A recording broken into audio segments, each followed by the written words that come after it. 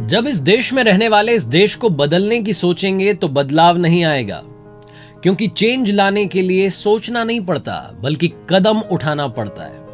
और अगर आपको कदम उठाने से डर लगता है कि कहीं फेल हो जाऊंगा, तो याद रखिएगा, फेल का मतलब है first attempt in learning. Fail की ये नई डेफिनेशन देने वाले थे हमारे देश के 11वें राष्ट्रपति, missile man of India, doctor APJ Abdul Kalam साहब, जिन्होंने ना सिर्फ सोचा बल्कि कदम उठाए, वो काम करके दिखाया। एक बेहतर भारत के लिए हमेशा काम करते रहे, एक बेहतर भविष्य के लिए हमेशा काम करते रहे, जिन्होंने अपनी अंतिम श्वास भी आराम करते हुए नहीं ली बल्कि काम करते हुए ली, बच्चों को पढ़ाते हुए ली, उनका भविष्य उज्जवल बनाते हुए ली। डॉक्टर एपीजे अब्दुल कलाम साहब, जिनका परिवार 10, 12, 15, 20 लोगों का नहीं था, पूरा हिंदुस्तान उनका परिवार था।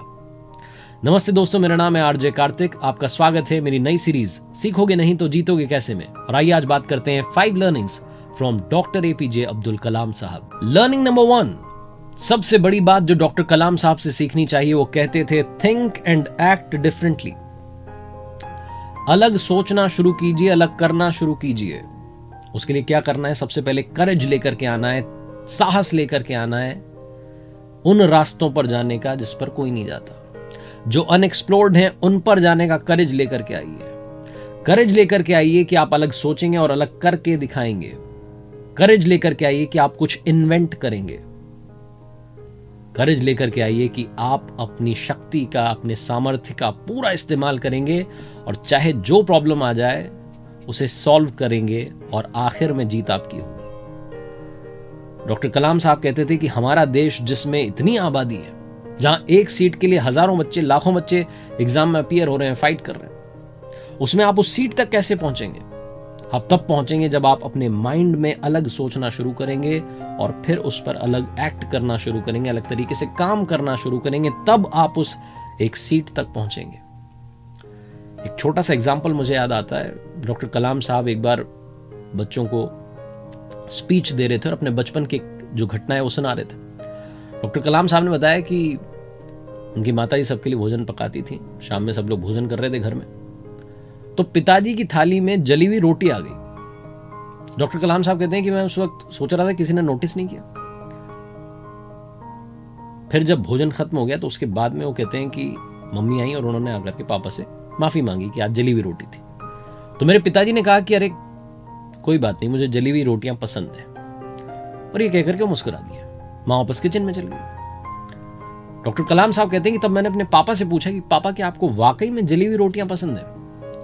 तो पिताजी ने ना में सिर हिलाया और मुझसे कहा कि बेटा, जली हुई रोटी से किसी का कुछ नहीं बिगड़ता, लेकिन जले हुए शब्दों से बहुत कुछ बिगड़ता है। इसलिए अपनी सोच को अलग रखिए, अपनी सोच को दुरुस्त रखिए, जीवन में सब कुछ अच्छा होगा। लर्निंग नंबर 2, हालातों से कभी हार मत मानना। ये बात डॉक्टर कलाम साहब से बढ़िया किसी और से सीखी नहीं जा सकती। ये हम सब जानते हैं, हम सब ने अलग अलग जगहों पर, अखबारों में, आर्टिकल्स में पढ़ा है कि डॉक्टर कलाम साहब का बचपन घोर गरीबी में बीता था। उन्होंने रेलवे स्टेशन पर जाकर के अखबार तक बांटे थे। जब वो 8 साल के थे तब वो गणित पढ़ने के लिए, मैथ्स पढ़ने के लिए सुबह 4 बजे जग करके पहुंच जाते थे। जो मैथ्स के टीचर थे वो सिर्फ 5 बच्चों को मुफ्त में ट्यूशन देते थे और सुबह 4 बज करके नहा करके जाना पड़ता था। नहा करके इसलिए जाते थे क्योंकि जो टीचर थे वो बिना नहाए जो आते थे बच्चे, उनको पढ़ाते नहीं थे। तो सुबह सुबह नहा करके तैयार होकर के पहुंच जाते थे। वहां से वापस आने के बाद में नमाज पढ़ने के लिए जाते थे और वहां से वापस आने के बाद में अखबार बांटने के लिए रेलवे स्टेशन, बस अड्डे पर पहुंच जाते थे। अपने बचपन में हर वो दिन डॉक्टर कलाम साहब ने देखा जो संघर्ष का था, लेकिन उन्होंने कभी मुंह नहीं मोड़ा। कभी ये नहीं सोचा कि चलो ये छोड़ करके कुछ और करते हैं, अपने सपने को छोड़ देते हैं। नहीं, पाश की एक कविता है, वो कहते हैं कि सबसे खतरनाक होता है सपनों का मर जाना। इसलिए सपनों को मरने मत दीजिए, उन्हें जिंदा रखिए, वही आपको उड़ने में मदद करेंगे।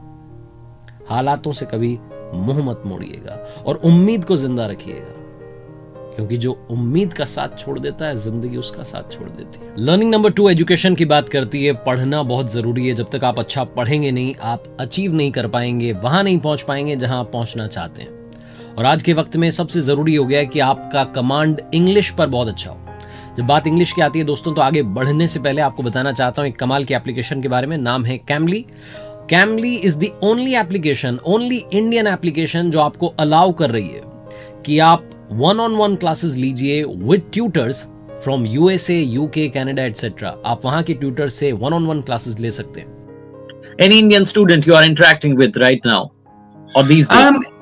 Yeah, I've had quite a few Indian students in the past. I've got a few regulars as well. Most of them I find just want to kind of call up and just have general conversation about a wide variety of topics. देखा आपने कितना आसान है tutor से बात करना। आप कोई भी कोर्स कर सकते हैं कैमली पर जाकर के। अलग अलग टाइप के कोर्सेज हैं आपकी प्रोफेशनल ग्रोथ के लिए, आपकी पढ़ाई के लिए, आपके एग्जाम्स के लिए, हर तरीके के कोर्सेज अवेलेबल हैं। और सबसे बड़ा जो सरप्राइज आपके लिए वो ये है कि आप एक कोड का इस्तेमाल कीजिएगा RJ कार्तिक, और आपको मिलेगा 3 महीने के कोर्स पर 25% ऑफ। लर्निंग नंबर 3, जिंदगी में विजन होना चाहिए। लोग कहते हैं कि विजन होना चाहिए या स्ट्रैटेजी होनी चाहिए। सबसे पहले क्लियर विजन होना चाहिए। अगर आपका सपना ही क्लियर नहीं है तो आप कोई भी स्ट्रैटेजी लेकर के आ जाइए, वो आपके लिए काम नहीं करेगी। दुनिया का कोई मंत्र आपको जीत नहीं दिला सकता अगर आपको पता ही नहीं कि आपकी मंजिल क्या है। तो लाइफ में सबसे पहले अपने विजन को क्लियर कीजिए, आप करना क्या चाहते हैं, बनना क्या चाहते हैं। उसके बाद में राइट स्ट्रैटेजी अपने आप अडॉप्ट कर लेंगे। जिनका विजन क्लियर होता है वो अपने माइंड को उस तरीके से नर्चर करते हैं, उस एनवायरमेंट में अपने आप पहुंच जाते हैं और मंजिल तक पहुंच जाते हैं। डॉक्टर कलाम साहब का जो विजन था वो ये था कि भारत को बेहतर भारत बनाया जाए, एक एजुकेटेड सोसाइटी बनाई जाए, एजुकेशन सब तक पहुंचे।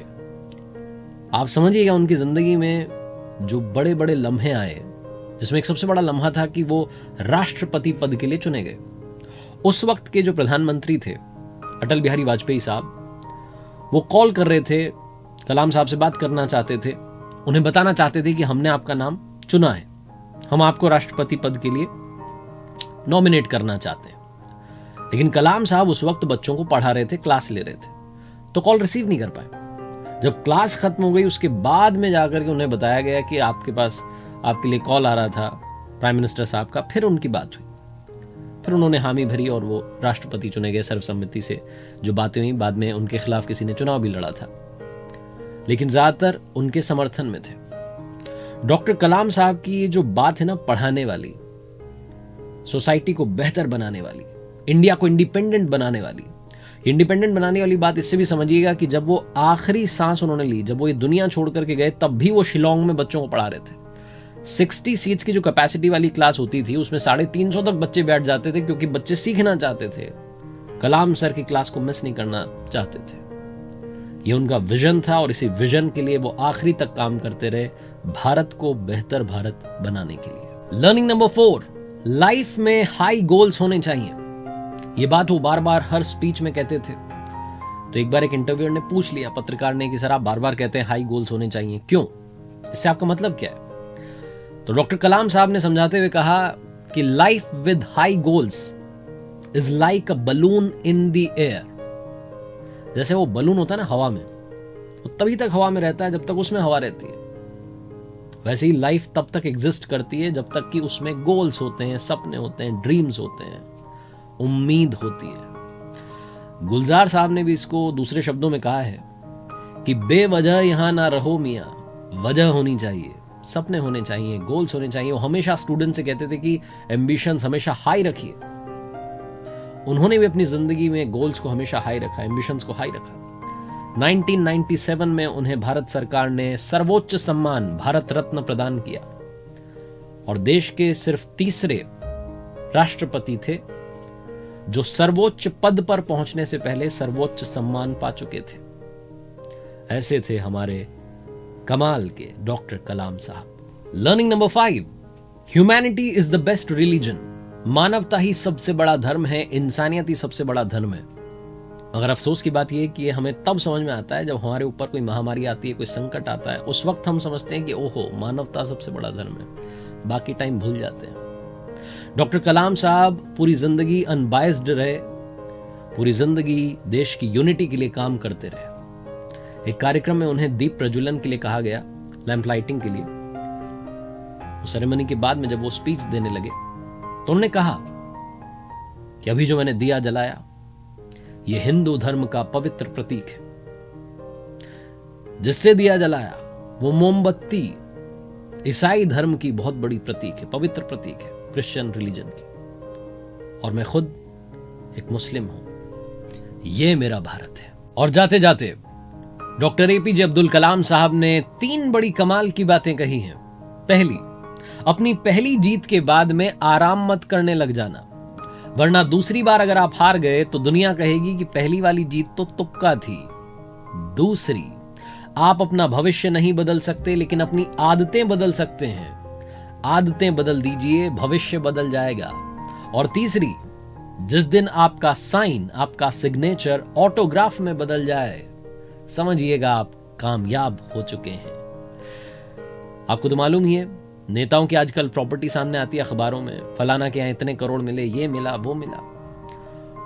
हमारे देश के पूर्व राष्ट्रपति, भारत रत्न डॉक्टर एपीजे अब्दुल कलाम साहब की संपत्ति जब सबके सामने आई तो आंखें नम हो गई। 2500 किताबें, एक घड़ी, 6 शर्ट्स, 4 ट्राउजर्स और 1 जोड़ी जूते। हम भाग्यशाली हैं कि हमें डॉक्टर एपीजे अब्दुल कलाम साहब जैसे लीडर मिले। हम सभी की ओर से उनके चरणों में बारंबार वंदन। मेरा नाम आरजे कार्तिक और मेरे साथ देखते रहिए हर सोमवार सुबह 9:30 बजे एक नई कहानी, और साथ ही लर्निंग सीरीज में ऐसे ही महापुरुषों के, ऐसी ग्रेट पर्सनालिटीज की बातें, वो 5 बातें जो हमें आगे बढ़ाने के लिए काफी मददगार साबित होंगी।